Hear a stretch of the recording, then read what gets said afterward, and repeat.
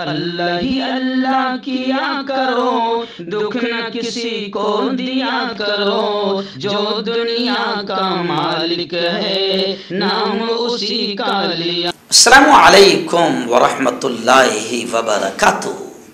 नाज़रीन, इस वक्त एक बड़ी अच्छी खबर मेरी निगाहों के सामने आ रही है, इसलिए मैं उसको खुशी के तौर पर इज़हार कर रहा हूँ कि अब आरएसएस की जो प्रैक्टिस शाखा लगती है, प्रैक्टिस सेशन लगता है, जिसमें आरएसएस यूं समझिए कि हथियारों का इस्तेमाल जवानों को सिखाती है, ट्रेनिंग देती है। और जाहिर बात है कि आरएसएस का एक भी आदमी ना उस जमाने में अंग्रेजों के साथ में लड़ा, ना आरएसएस के लोग बॉर्डर पर लड़ रहे हैं। तो अब ये जो तैयार होते हैं हथियारों की ट्रेनिंग लेकर, ये कहाँ जाते हैं? तो पता चला कि ये नूह और मेवात जैसे दंगे फसाद में ये लोग इस्तेमाल होते हैं।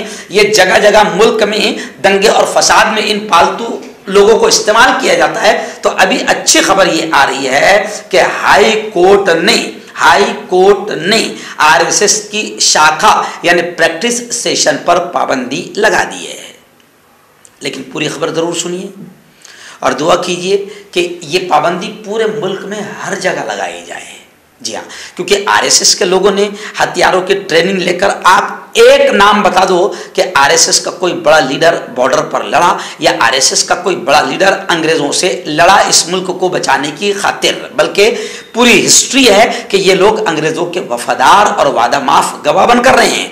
अब ये लोग मुल्क के अमन को खराब करते हैं, मुल्क की शांति को खराब करते हैं और प्रैक्टिस सेशन में बाकायदा हथियारों की ट्रेनिंग देते हैं। लेकिन अब यह खबर आ रही है कि केरला में तिरुवनंतपुरम का एक मंदिर है, सरकारा देवी मंदिर, इसके इहाते में आरएसएस के जरिए से बाकायदा एक प्रैक्टिस सेशन लगाया जाता है। इस पर केरला हाई कोर्ट ने पाबंदी लगा दी है।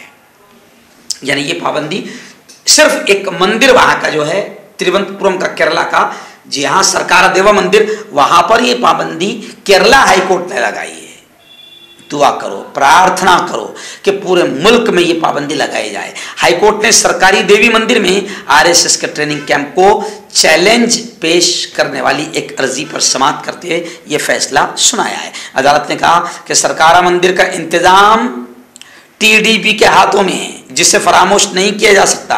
केरला हाई कोर्ट ने कहा कि मंदिर के इहाते में किसी इज्तिमाई प्रैक्टिस या असलहा हथियार चलाने की और सिखाने की इजाजत नहीं दी जाएगी। हालांकि मंदिर इहाते में असलहा ट्रेनिंग पर पहले ही पाबंदी आयद की जा चुकी है और अब शाखा लगाए जाने पर भी रोक लगा दी गई है, यानी आरएसएस की शाखा भी वहां नहीं लगेगी। अदालत का कहना है कि मंदिर का इहाते का इस्तेमाल ट्रेनिंग के लिए नहीं, असलहा और हथियारों की ट्रेनिंग के लिए नहीं किया जा सकता। वहां सिर्फ पूजा त्यौहार मनाने की ही इजाज़त होगी। मैं आपको बता दूं कि टीडीबी ने पहले ही कहा था कि मंदिर इहाते में पूजा और त्यौहार के अलावा किसी और प्रोग्राम की इनेकाद की इजाज़त नहीं मिलेगी।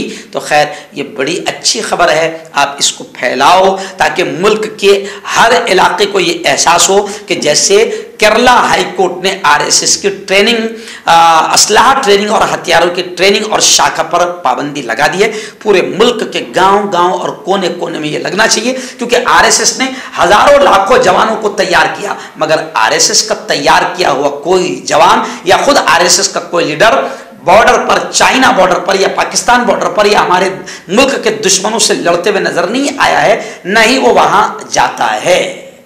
ये सिर्फ मुल्क में दंगे फसाद, मुल्क की अमन एकता शांति को खत्म करने के लिए ये इस्तेमाल होते हैं। आपने देखा होगा कि नूह और मेवात में तलवारें कहां से आई, आप बताओ। आपने देखा होगा कि AK-47 जैसे नए नए हथियार भगवा आतंकवादी चला रहे हैं पुलिस की निगाहों के सामने, और पुलिस इतनी लाचार और मजबूर कि उनका कुछ भी बिगाड़ नहीं पा रही है। तो ये सब ऐसे ही ट्रेनिंग कैंपों में हथियार चलाने की ट्रेनिंग लेते हैं और ये बॉर्डर पर अपनी जान नहीं देते, बल्कि ये मुल्क के अमन अमान को खराब करते हुए एक खास समाज, मुस्लिम समाज या किसी और दलित हो, बौद्ध हो या निचली जात के जो भी लोग हैं, ये उन तमाम के लिए ये सब इस्तेमाल होते हैं। इसलिए केरला हाई कोर्ट ने जो फैसला किया है तिरुवनंतपुरम के सरकारा देवा मंदिर इहाते में आरएसएस की शाखा पर पाबंदी लगाने का, हम इसको सलाम पेश करते हैं और पूरे मुल्क की अदालतों से और पूरे मुल्क की हर स्टेट की हुकूमत से कहते हैं कि मुल्क में अमन अमान, शांति, भाईचारा,